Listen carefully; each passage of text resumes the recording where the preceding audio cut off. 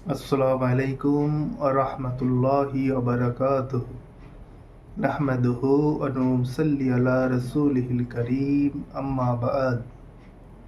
আবু দাউদ শরীফ এবং বাইহাকি শরীফের দুটি বর্ণনায় আছে, হযরতে নবী করিম সাল্লাল্লাহু আলাইহি ওয়াসাল্লাম মৃত ব্যক্তির গোসল এবং কাফন দাফন দ্রুত সারতে নির্দেশ দিয়েছেন। কোনো কারণে দাফন দেরি হওয়ার সম্ভাবনা থাকলে গোসল দিয়ে কাফন পরিয়ে রাখা কর্তব্য। কারণ মৃত ব্যক্তির শরীর নাপাক থাকে, তাই গোসল দিয়ে পাক সাফ করে রাখা উচিত।